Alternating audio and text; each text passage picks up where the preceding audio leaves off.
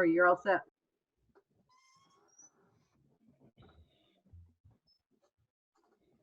Okay, I would like to call this meeting of the Maple Run Unified School District Board of Directors to order at 6:01 p.m.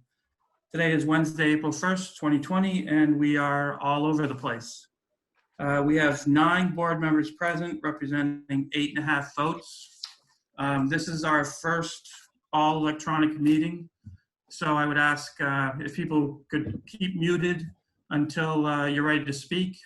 I would say if you're at a computer of some sort, you can press and hold the space bar to unmute just while you're talking if you want, if that's easier. Okay, probably we're gonna need a lot of, like thumbs ups and stuff to communicate. So the first item is the agenda review. Are there any changes to the agenda? All right, hearing none, I'd look for a motion to approve the agenda. So moved. I second. I'm going to say that was Al and Nina. Yes.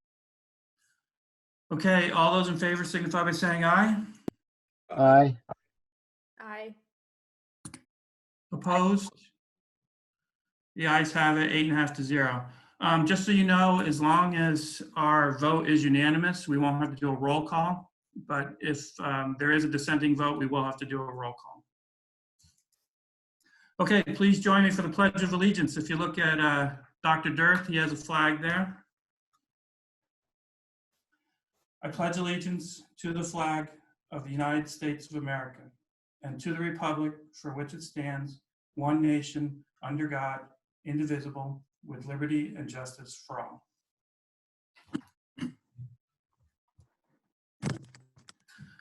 All right, Kevin, do we have any visitors? We have one visitor here. Barb Tenney is in the back of the room. And does she want to say anything? No. Okay. All right, so seeing no visitors, we'll move on to the consent agenda where we have the minutes of March 18th, our regular board meeting, and the March 24th ESP planning meeting minutes. Does anybody want anything removed from the consent agenda for further discussion? If I hear no objections, the consent agenda will be adopted. All right, hearing none, the consent agenda is adopted. Item 6A, old business Chromebook bids. I'd look for a motion to approve a bid for $32,351 to CWG for city school Chromebooks. So moved. Thank you, Grant. Steve, was that a second? Yes, it was. Okay, Martha, do you want to say anything about this? You're muted, Martha. No, she said no. She shook her head no. Does anybody have any questions?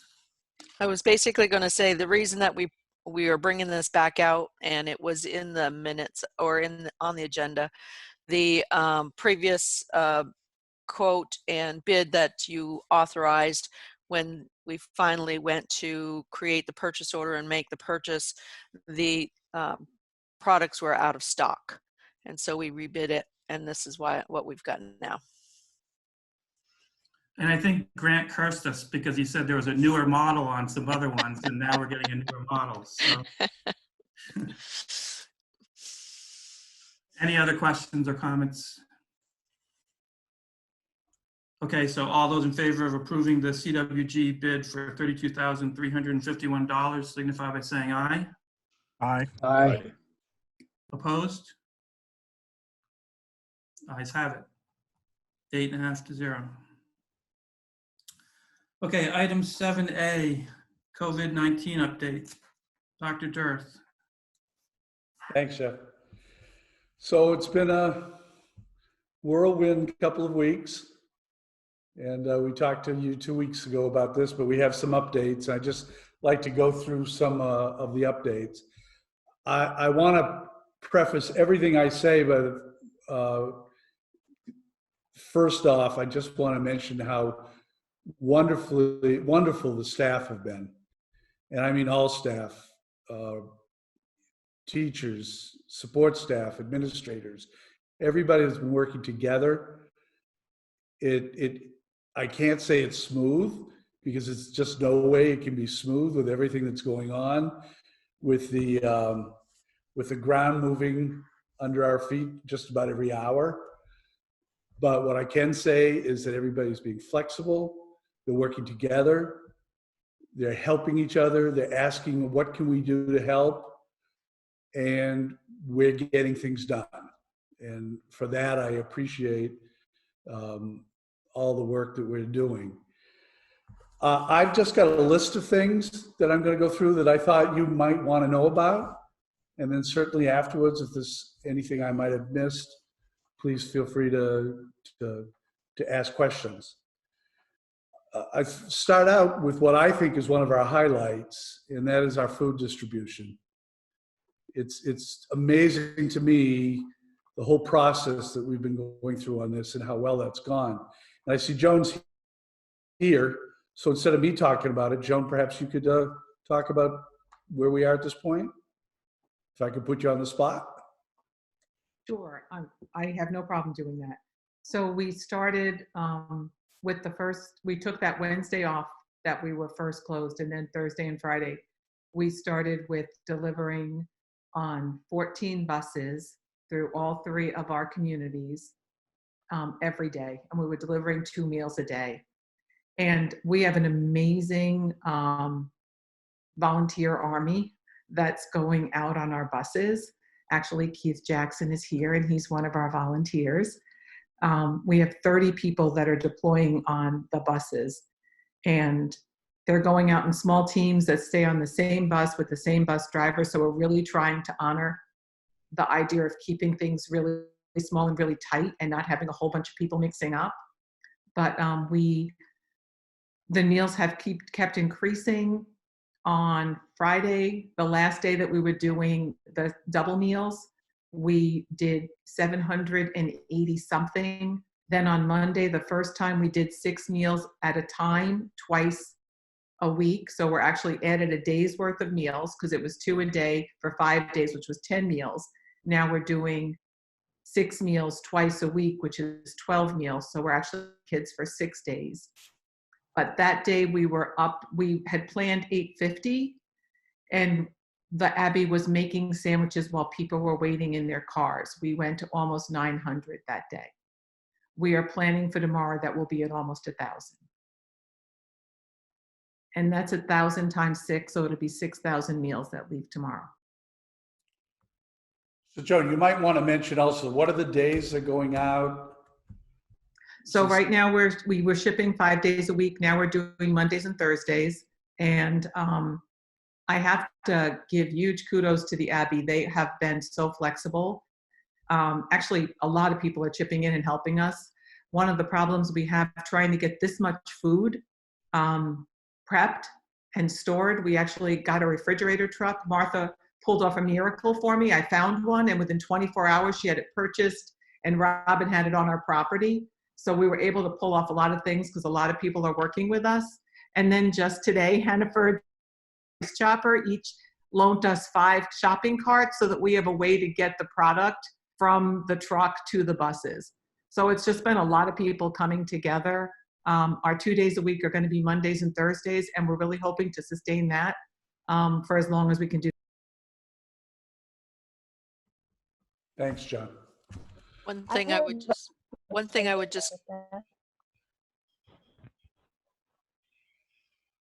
just clarify, we didn't purchase the refrigerator truck, we're renting it. Just.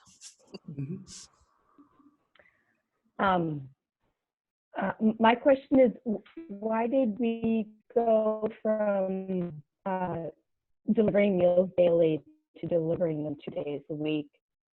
And how did that impact the quality of meals? So the reason why we did it is because as we switched to now we're going to have to actually start teaching more new content. We couldn't have teachers, and we're trying to keep consistent people on buses so we aren't mixing a lot of germs so the teams can stay nice and tight. That was like the safest way to do this. So having people work twice a week versus 5 days a week makes a big difference. That was the biggest reason why we did it. The impact on our staff to be able to do both education and the volunteering of delivering lunches. Most of the people who are delivering lunches are our teachers. They're not support staff? No, I would say the majority of them are our teachers. So what are the support staff doing?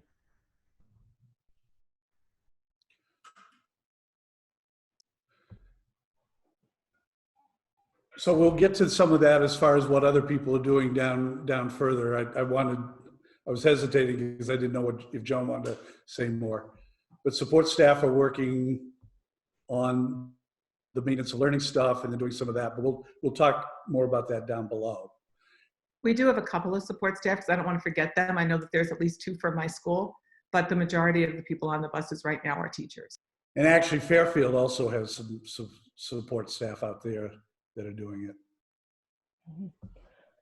So the reason why I'm asking you this is that when you go from changing food that's being, prepared daily and then prepared twice a week for 3 days worth, I'm just wondering what kind of food is being prepared for 3 days out at a time, and is it changing the quality, the variety, the freshness of the food?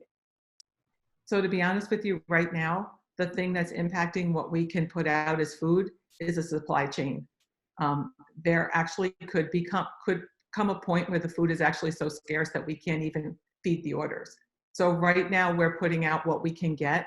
I don't think it's changed the quality, but it isn't the same quality as when kids were coming to school and we're getting their food for them. Most of it, in order for it to be safe, is packaged and a lot more processed, packaged, ready to go stuff. We also have a very small crew working from the Abbey. A lot of people, this is scary for a lot of people. So a lot of the staff either have underlying illnesses and stuff like that, or they're just afraid. So it's really hard to get a lot of people. So whereas I'm usually the one who's pushing I want fresh fruits and vegetables and cut and this. And right now today I packed today's lunches for tomorrow. There's fresh fruit in it, which is great. So we've been packing bananas and apples and oranges and that type of stuff. But there's also craisins and raisins and whatever we can get to go out. It's going to be really, really hard to feed at this volume. And it wouldn't matter if we were doing it every day or if we're doing it the six meals twice a week. The problem is going to be in the supply chain and us getting it and also having the resources to prep it. There's something I forgot to add when I was giving kudos to our staff. We might or might not have read the paper, I think yesterday, from a person who somehow discussed about the fact that teachers were feeling certain things were beneath them and hoping that they would step up to the plate. I have to tell you, I don't know where that's coming from. And I wish that person might have gotten some facts, because I don't see that at all in our district. Our people are doing anything they're being asked to do. They're helping out. They really are amazing. And it kind of annoys me, but that's another subject. Can someone address the safety issue? I'm just curious about the logistics of handing off that many meals to families. Is there a protocol in place to protect the teachers or staff, whoever is handling this, and as much as possible? So there is, and Keith can probably explain it as well as I. So some of the things we did was we made really small teams that stay the same. So the same team of teachers and the same bus driver are on the same bus, and they're the only people that ever are on that bus. That bus is strictly for them. Nobody else is ever on it. So we're keeping the germs down there. And then everything is, I hate using this, but we're using single-use plastic bags. Everything's pre-packaged now, and you're handing it out. So for the most part, you shouldn't be touching anybody, but everyone has plastic gloves and a safety kit on their bus that includes a spray can of a disinfectant that will kill this to that level, paper towels, that type of stuff. I don't know, Keith, can you add anything? My team We've kept it, one person hands out all the stuff. And like you said, and I maybe left out, was the kids, nobody comes on the bus except us. Our one person goes down the ramp and hands the stuff to people, and I hand stuff to her so she can keep handing it. So the only people on the bus, as she said, are the team and the bus driver. And I can just add to that. I had my daughters go pick it up from the bus, and they said exactly what Joan outlined, and said they had rubber gloves on, handed it pretty out pretty far. And I mean, if I feel pretty safe having my kids go get it. So I think it's done well. Okay.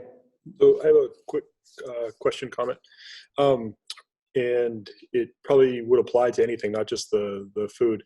And if we had talked about teaching or childcare or anything like that first, I would be probably asking the same question. Are we keeping track of what we consider to be an emergency measure versus something that could be implemented short-term down the road as a routine response, rapid response for any of these programs? So that in, say, 6 months, if things get back to normal, but there's a flare-up, we could go back into a tele or a remote type system quickly. I get things like shopping carts and refrigerated trucks. Those are great emergency measures, but I'm not sure we'd have access if we had to keep going back and forth. So if your question is, are we keeping a log or keeping track of how we're doing certain things so we can go about doing it again? The answer is yes. Great. And are we putting systems in place as we go with procedures on how to do that, who does what, that sort of thing? Most definitely. I mean, the system, for instance, to use an example, the food is a complete system that's been put into place. And so, yes, that is happening. When we start talking about some of the teleconferencing, there are some other bigger issues there, but everything is being kept track of, and there's a lot of learning going on at the same time. But certainly we know what we're doing, and we will be able to do it again as long as we get it right the first time. But we're still working on a lot of those issues because it is a learning experience for everyone. So Kevin, just to add to what Grant question is, basically there's emergency policies or procedures already in place that now, I mean, this is an all new situation for everybody, but we would go back and review this when we had some downtime and update it accordingly, what we've learned. Oh, sure. Yeah. Okay. We just do that for everything. Yeah, it was just, I think just kind of circling what Grant was, I think you were getting to, Grant. Yep. Yeah, that's exactly right. And thank you. That's very reassuring. And I would just add, put it the way Nina did. Some of this right now is to the minute. We need to do this. We need to get going on this. When we actually have time to sit back and discuss these things, we talk twice a week as a leadership team, and we are keeping track of everything, what's not working, what is working, and we make the changes that need to be made so that as we move forward, if we have to continue doing it, it'll be better the next time as we move along. So again, each system is not perfect because some of this stuff is unprecedented, but we're getting better all the time on it. Yeah, and thank you, Kevin. I mean, I think everybody's had a pretty, I mean, as everybody, including me, I'm very anxious and the situation's very uneasy, but I think everybody's kept a pretty cool head about this. You have to for next steps. I don't know, but thank you. Just want to put that out there. I have a question. Am I being heard? Yeah, Nilda, yeah. Oh, good. So along the same vein as Grant, does the education system, are we able to access federal funds at some point, like COVID money, so to speak, for all the things that, because I know at the hospital, for example, we're keeping track, a different accounting process for anything that's COVID related so that there can be some reimbursement at the end of this, at all that money that was released because we're in an emergency state. Does education fit in that? Martha, would you like to speak to that? Yes, in fact, we've gotten guidance from the Agency of Education, and we are actually provided with a specific account code that we have to use, and we are tracking all of the extraordinary costs that we are encountering. Also, just to come back to the food service piece a little bit, we also have applied for at least one, if not multiple, grants to help us cover some of these additional costs. As far as like the packaging and the bags and stuff, we should be hearing back within a week or so whether or not we've received any of those grants. One of them was as much as maybe $50,000, and the others were as much as I think $3,000 or $5,000 per school building. So we're working on those areas so we can mitigate as much as we can the cost of this endeavor. Great. Can I move on? Okay. Much of this you probably already know, but it's worth saying again, even if you do. Central office is basically closed. We have people here every day. We have a rotation. So there's one or two, typically there's one person here, but the doors are closed. There is a process, there's a system in place where people have to call ahead if they need certain things. The doors are locked. They would come to the door. The sign out says who's there, and here's the number to call if you need to talk to somebody. So we've got things in place there. And everybody is working at home. We've set them all up electronically. So payrolls are being done, all the necessary stuff that way. AP is taken care of. Martha, again, do you want to talk to any of that aspect? Just that we are all set up. A lot of our invoices are being scanned and sent to Katie at home, where she's doing most of the work, the accounts payable piece. She comes into the office just long enough basically to print out the checks and put them in the mail. Same with payroll. Most of the information Jean is processing it at home. She does come into the office the day that she has to finalize payroll, because there are some substitutes and whatnot that still get payroll checks, but for the bulk of payroll, it's all direct deposit, which makes it really nice. But they do have to pop in the office for short periods of time, but we are in fact processing invoices and taking care of payroll on an ongoing basis. What we're trying to do is have business as usual under unusual circumstances.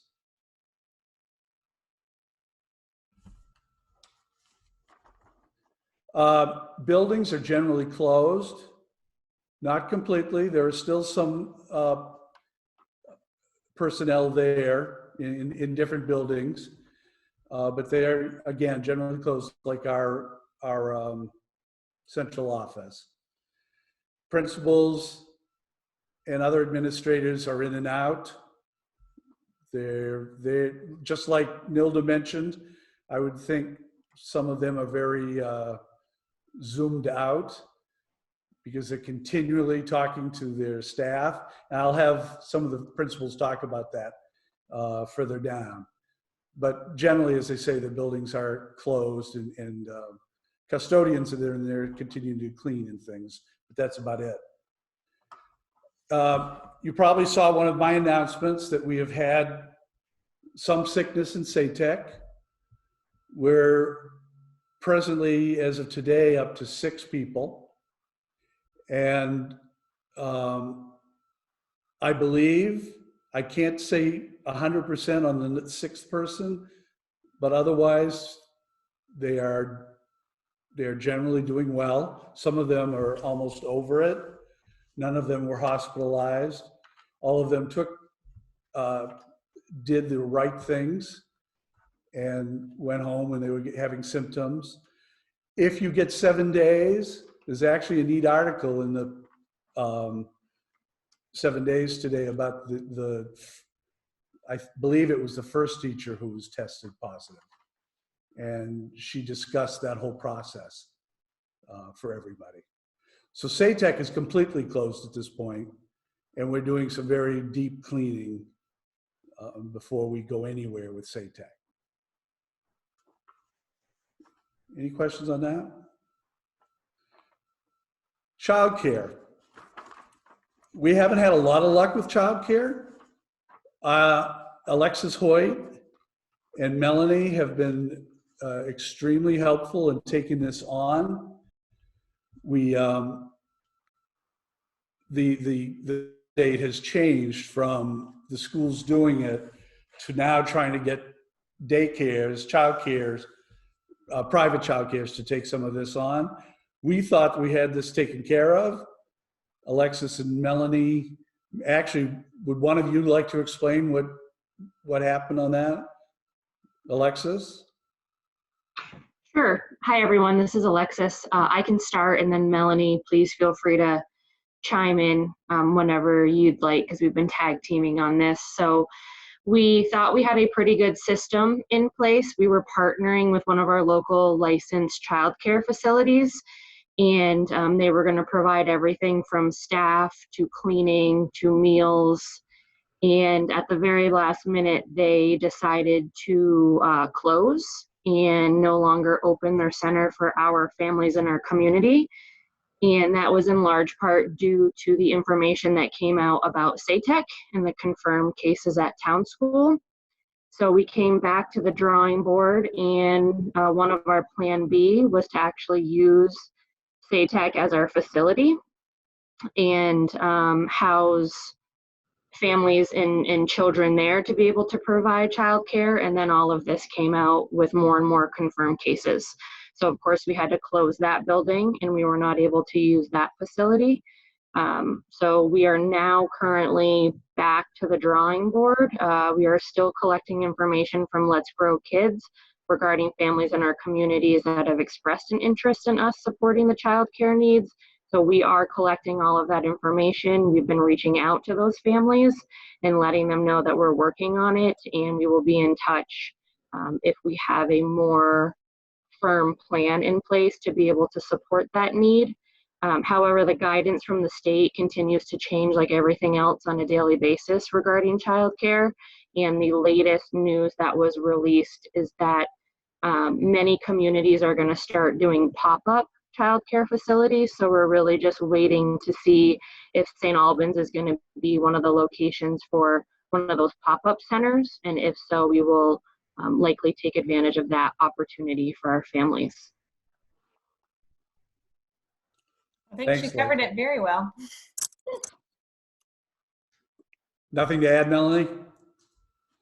She hit all of the high points in that direction. I am continually talking as well with our universal pre-K system, which is part of one of our partner sites, and other pieces, and hearing what they're doing in the field that direction, and looking for opportunities for some of the ones with smaller children so that they, you know, may have a spot to go in that direction. So we're kind of piecing it together where possible. It's just very difficult right now because there is illness throughout the community.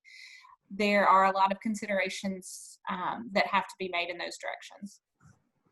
And I think just the last piece that I will add, just to give some data to put it all into context, right now, as of this evening, we have approximately 10 students, which is about 6 families in our community that is asking for support with regard to childcare. So there is a need, but it's not a significant need at this point.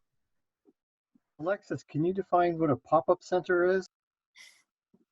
Yeah, great question. So I actually can't answer that because this is information that, I don't know if Melanie might have more information, but this is information that just came directly from the state, and it's new.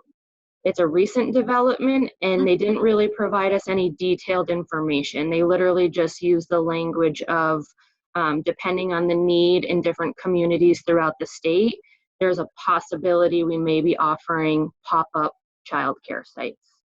So the details to that, I'm not sure at this point. And I'll give you a small example. I actually talked to our Franklin County Home Health, where they were actually using some of their pediatric folks to have like a mini daycare inside their center so that their employees could go out in that aspect. And so that's basically what the Popup Daycare kind of piece would be, is in a local facility of some sort, and they would bring in people, maybe medical staff, you know, that have been trained. A lot of times it's the pediatric staff or other employees in that direction, but they are connected to those essential staff members. Thank you. Is that still being managed through the schools, or are they contacting like the municipalities directly or going through healthcare? How is that being handed down? We don't have those details as of yet. We are getting the information, as Alexis gave you the data with regard to the families and the number of students. We have the ages and the families. We have their classification and the essential worker status. However, you know, with the pop-up pieces, I think they're just looking at needs at this point. And our community is not quite to that level yet. Right. So I was referring to the pop-up program in general. Is that, you said it's coming from the state. Is it coming from the state to the schools, or is it coming from the state to the municipality? Is that also you don't know? I don't know at this point. I know they have been, it's probably coming from the state, and then they're reaching out and trying to fit people in. And I understand where you're saying that direction. They're trying to fit people into the smaller daycare programs themselves before they come into the bigger pieces. And we just had another one open up, and this is something I haven't even mentioned to Alexis yet, but Almond Blossoms right down the road from this central office is actually open back up for care as well. So that may help with some of that need. And that's just another obstacle that we've been facing as well. We've been trying really hard to partner with our local childcare partners, and many of them are now starting to open back up due to the level of need now that school has been closed for an extended period of time. However, many of the childcare facilities that we've talked to are only willing at this point to open to their own families that are essential workers and not take in outside children. So that's been another obstacle, which is understandable, but it's an obstacle for the school district. And also possibly to answer that a little bit more, Grant, is the fact, what Melanie and Alexis alluded to also is that the state's finding it might not have been the most effective, efficient way to go through schools on some of this, because it's not happening well. We don't have sometimes the relationship with some of these people to force them or to make them open up. So the state has taken that on through Let's Grow Kids and some other people. And while we're not really sure yet how this is going to come out, if they want it to go through the schools, be my assumption they're going to try to do it centralized and work it that way. Yeah. For Franklin Northeast right now, I know that we were providing childcare to 14 students, or 14 children, I should say. I don't know if they're all school aged, and that's happening at Bakersfield School. So we just centralized it through the SU, but only 14 students. Yeah. Okay, moving on. So probably our largest challenge is around learning as we move forward. As you know, up to this point, we've been going through what they call maintenance of learning, which is trying to maintain the learning the students already have. And we've been doing that in several different ways, through remote when we can, through paper, packets, all different ways. And we've done that pretty successfully.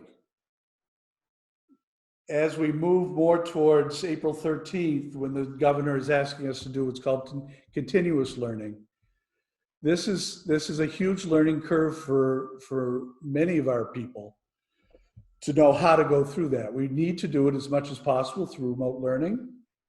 But as we talked about two weeks ago, there are challenges to that. There's challenges relative to internet access. We've even been trying to get internet companies to put stuff into those areas. And the internet companies are now saying they're 3 weeks to a month behind. They can't even do that. And we don't have the problem of hardware. Every student who needs a computer, if they don't already have something, they have that opportunity through what we have available. But then it's also the skills of our staff, some who have never really had the need to do remote learning. So that's a learning process also. And I think I'm going to stop for a second and ask the principals to talk about what they're doing in their individual buildings. Joan, would you have anything you want to talk about? So we just started looking at how we're going to move and actually start to teach some new skills. I am amazed at how everyone's jumping on board and people are willing to try stuff they've never tried before. So all in all, I'd say we're at the very beginning of it, but the willingness to do something we've never done before has just been amazing. I can't say enough. We did a whole day of meetings yesterday, just kind of going over the expectations with everybody. We set district-wide expectations that all the principals agreed with, and we rolled those out this week. And going over that with my staff yesterday, they were just like, okay. And it was like, okay, so let's start making some decisions, and people are easily moving to decisions, supporting one another. It's just been an amazing process of collaboration and a real willingness on everybody's part to work in an environment that's scary and unknown. Leanne, would you have anything to add? I would say that Joan hit the nail on the head. Our staff are stepping up and doing whatever it takes to make sure that kids have what they need. You're right, the challenge is trying to find out who doesn't have internet access and who doesn't have a device. And once we have all of that data, we'll ensure that we give students what they need around the curriculum, whether it is a hard copy of something if they don't have access to internet. The staff are truly amazing. To transition into something like this is quite a feat. Bill, do you have anything to add? Yeah, I'd be glad to. I would say I just could echo what Joan and Leanna said, and I want to thank Sean and Angela and Jason and Stacy and Heather and Sarah, who aren't here right now, because really on Monday we pretty quickly came down to there are really different expectations for different developmental levels, and we've been getting some good resources on that. What's expected for remote learning, and I think we've gotten something quickly in alignment. Also, the schools have pretty well aligned on the learning platform of Google Classroom, and I can't, there are some teachers that really got going with Unified Classroom, so we're letting them use that. But just the teachers helping each other learn. It's been amazing watching how fast they've been doing that and willing to do whatever. I think I find myself more having to say to folks, and I think Nina, you said it earlier, we're all kind of in this adrenaline rush to make sure it's safe and get it done for kids, but also do it at a pace, because this is going to be a marathon. It's not going to be a month. So it's getting people to understand that as well. And they're just, everything we see, everyone's stepping up and saying, what can I do? And I know I'm seeing some really neat stuff. Stuff I would never have thought of myself, that there's just creative stuff, even like the music teachers. I'm seeing some of the music teachers actually giving lessons online. The kids have their instrument and are learning online. Stuff that I wouldn't have guessed. So people are stepping up. We've still got ways to go, and I'm not saying it's perfect. And I think everyone's alluded to the fact that we're still learning. And as we move to this continuous learning, how is this going to be done? How are we going to assess students? How are we going to how much do we hold people accountable in this type of environment? What's the schedule? I think most of the principals have decided it's best if we have somewhat of a similar schedule throughout the day, but we're working on all those type of issues. And they're being worked out quite well through this. Are there any questions on that aspect? I'm sorry, there's one more thing before the questions.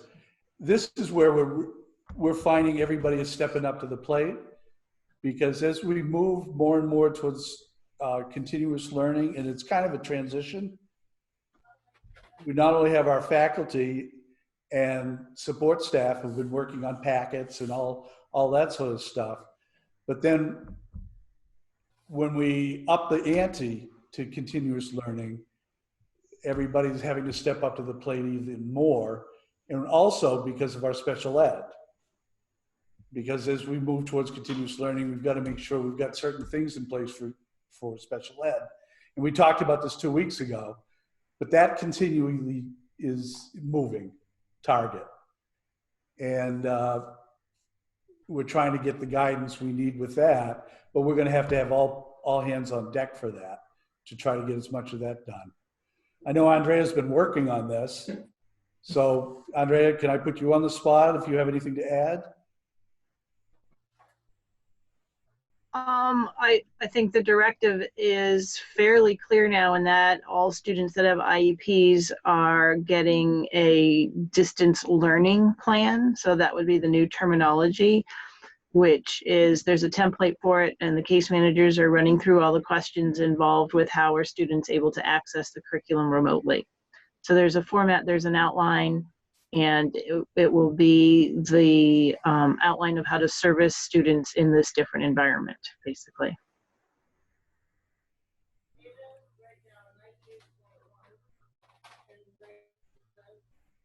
Do I hear somebody saying something? No, okay. The last thing I have, then I'll open it up if you've got any other questions that we didn't answer.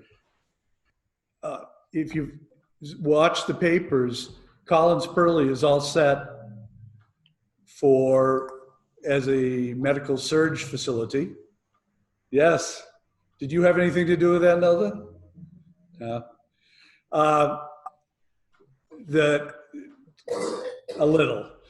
Tim told me that actually it was the National Guard band who were the people who came in and actually set up much of the facility. There were 50 beds there in the tennis courts.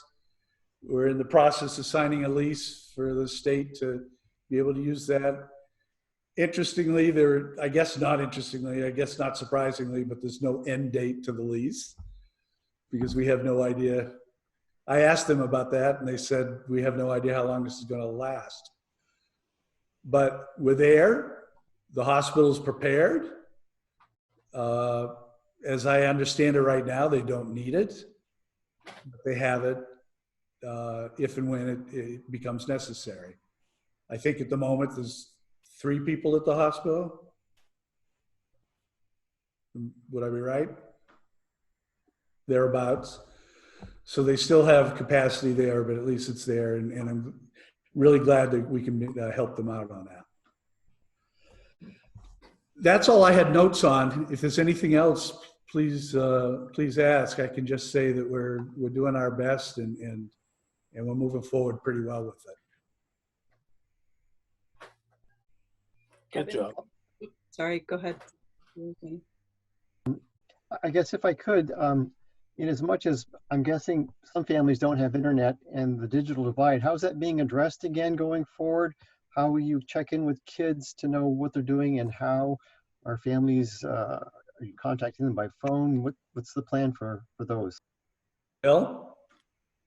Yeah, I'd be glad to take that, Stephen. We're on our 3rd cross-checking right now at BFA Northwest Tech. We've really partnered together, Leanne and I and the whole administration team up there. We've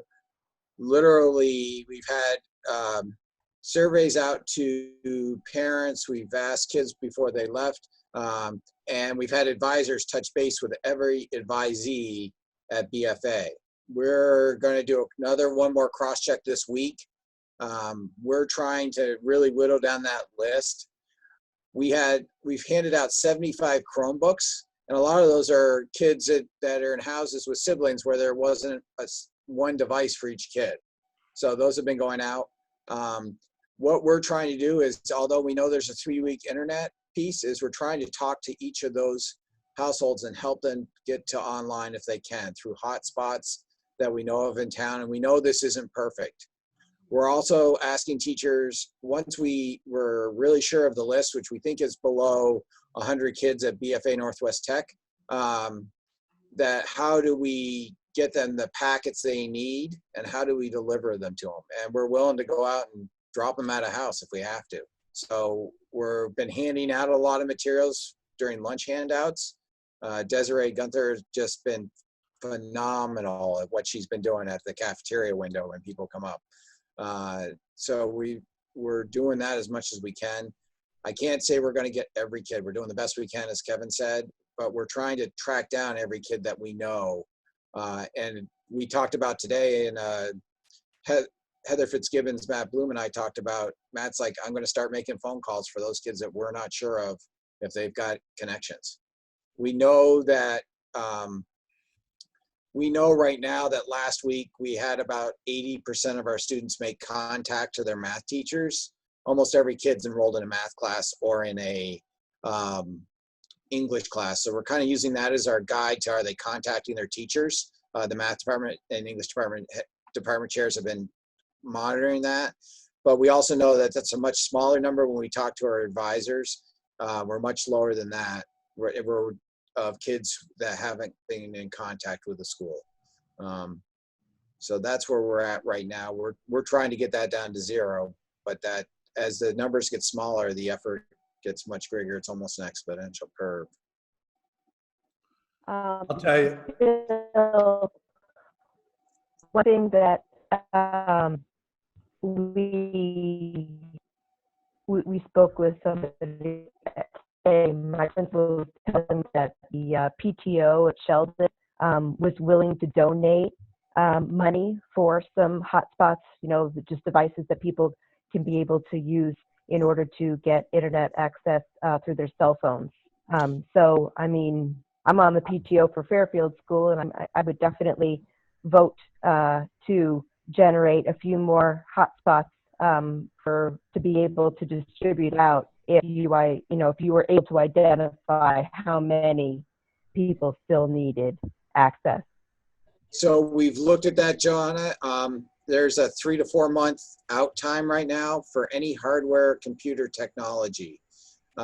We've been getting that from our suppliers that we've got to do with what we have. We're trying, because we talked about going with cellular, especially within the St. Albans town, St. Albans city area. Some of Fairfield gets some cell service. So for me, it's not the money aspect. It's I've been working with Alan Steele pretty closely, and we've been contacting many different suppliers that we don't even use. And everyone's saying, if it's anything hardware, you're 3 months out at least. Okay. If we want to do it, it's just the hardware is hard to get. Yeah. If I could, it sounds like equity is going to be an issue in terms of some of these kids' ability to progress, if you will. Is any consideration given to how will grading be done, if at all? Do we have some latitude there, or does the state mandate certain things such as that? No, we have a lot of latitude, Stephen, on that. Sorry, Kevin. No, go ahead. Right Go back ahead, into the Bill. answer. We have a lot of latitude in that, Stephen. We're actually asked to take a look at that. And we've been having conversations at BFA with what we've gone through with our transcript work. That's actually really set us well for this grading conversation in the department chairs. We haven't landed on anything because we're still in the conversation this week for continuous learning for some of those things about how assessment will work. Already teachers are providing feedback, a non-graded way, because we're in maintenance of learning. So they're giving kids feedback like, hey, this is what I see in your work. You might want to do a little bit more here. This was really good. Things like that. So the district is definitely get that. gets what you're saying. And one thing I would just say is a crisis like this exacerbates issues around equity. And it also puts it out there right for everybody to see. And we really are working on this as much as possible. I would also hope, being the eternal optimist, that this crisis might be a catalyst for the state of Vermont to see how far behind they are in technological issues and internet and broadband and whatever. That's been said for years, but this is showing it better than anything.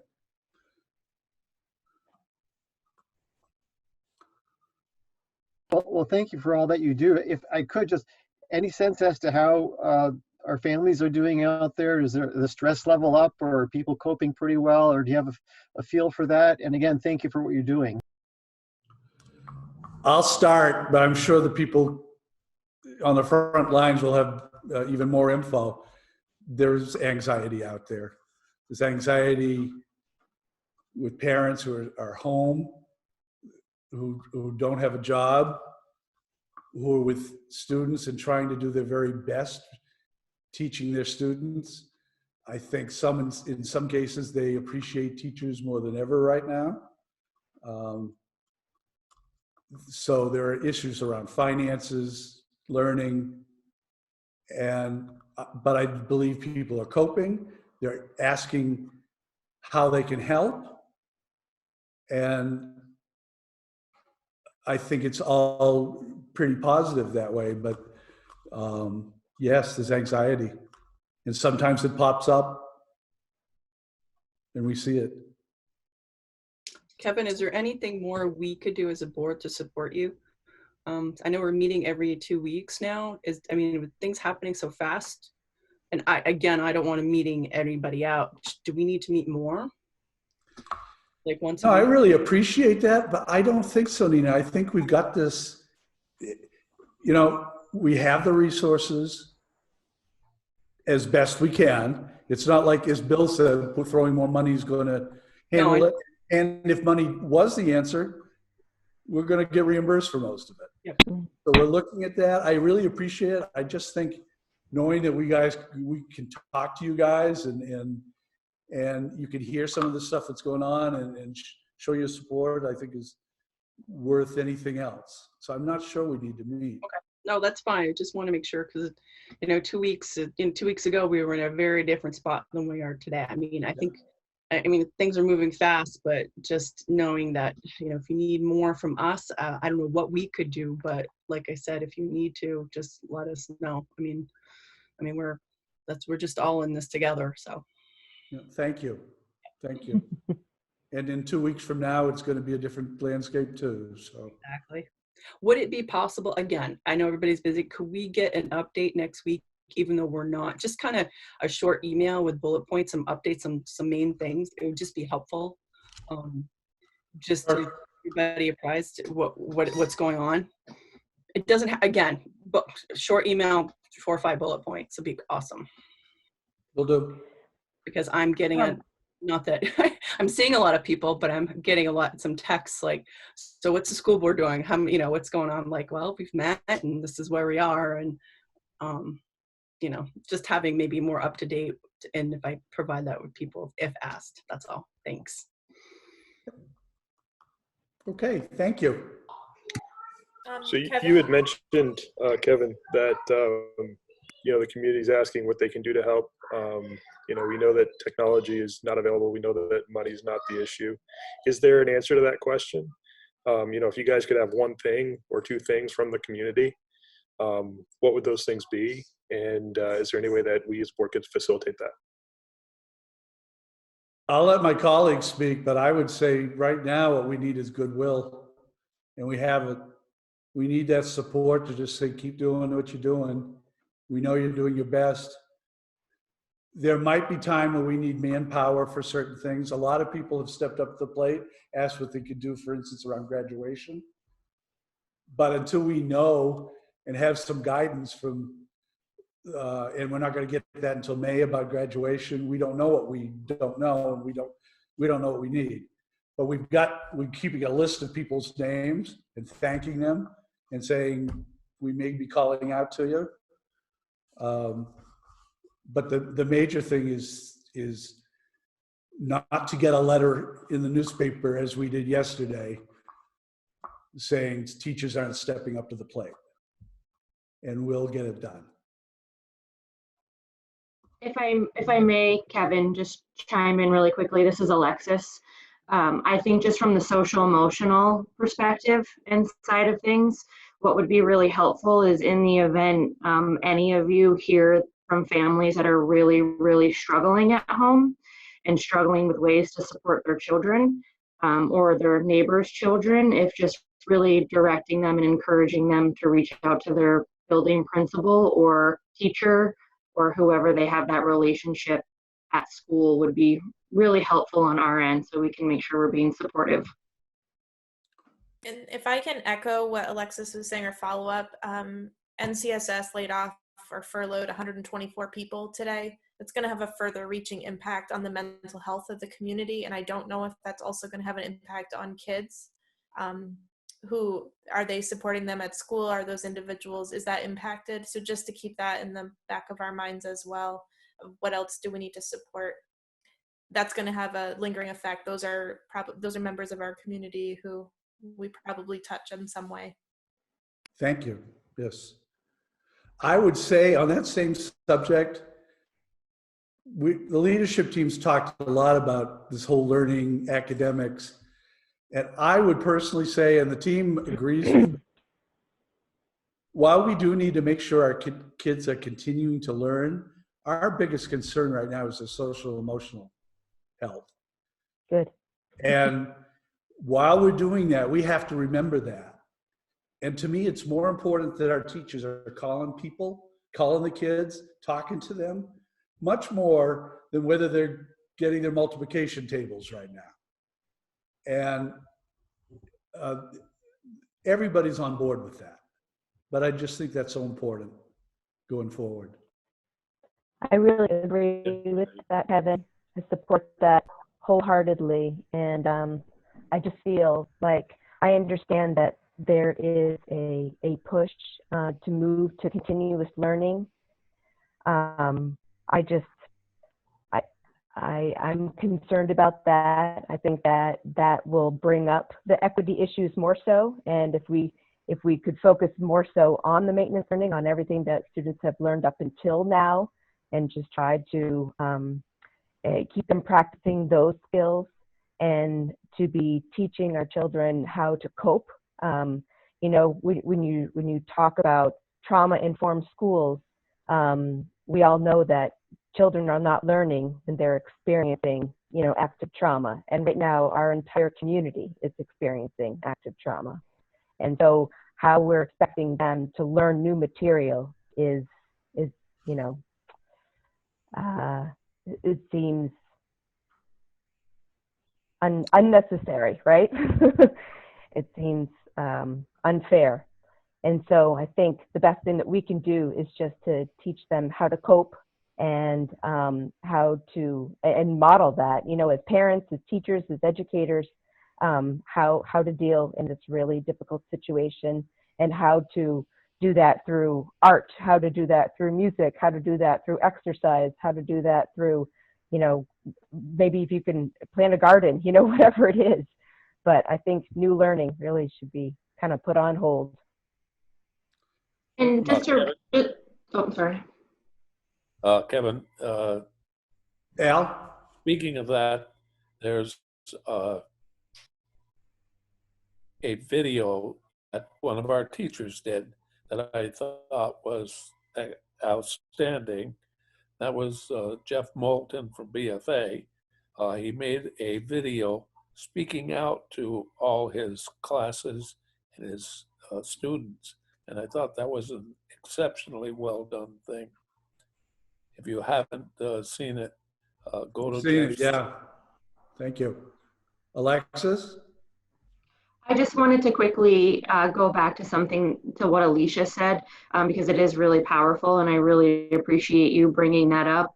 And I do want the board to know that The schools that are already partnering with NCSS, we are continuing weekly and bi-weekly virtual meetings with our NCSS partners with respect to those students and those families. So I just wanted you to know that that teaming and that collaboration is continuing to happen on a fairly consistent basis. So we're keeping those lines of communication and support open.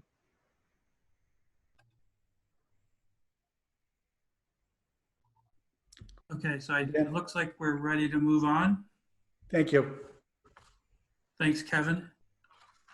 So item 7B, I believe that I've heard we have a reason for celebration. We do. If you haven't heard yet, our own tech director, Leanne Wright, has been given the award of Vermont Tech Director of the Year. Leanne. Yay for Leanne. Good job. Well deserved. Yes. Thank you. Now everybody knows what we know, Leanne. Okay, item 7C is a negotiations update. So if I could get somebody to make a motion for a finding that premature public knowledge would place the board at a substantial disadvantage under 1 VSA 313A1B labor relations. So moved. Thank you, Al. We'll move this into executive session. I'll second. Can I get a second? I'll second. Thank you, Dina. All those in favor signify by saying aye. Aye. Aye. Aye. Opposed? Okay, the ayes have it. Item 8A, warrants. What we're going to do is we're going to hopefully approve the warrants tonight. And then Brenda is going to send out an email saying to the board, just asking you to electronically signify that you approve the warrants. And so each one just reply to Brenda, and then she'll have a record of everybody approving it. I move because we can't sign. As printed. Thank you, Al. Thank you, Nina. You unmuted, I saw you. Okay, all those in favor signify by saying aye. Aye. Opposed? Ayes have it, thank you. Jeff, I'm a little disappointed. I was thinking Alicia would take them and bring them to people's homes. Listen, I should have showed up at central office to go take them from Kevin. Yeah. There's still time to work out the plan, you know. I'll second that. Okay, Kevin, superintendent's report. I've spoken enough. Okay, agreed. Board announcements. Does anybody have, any board members have an announcement?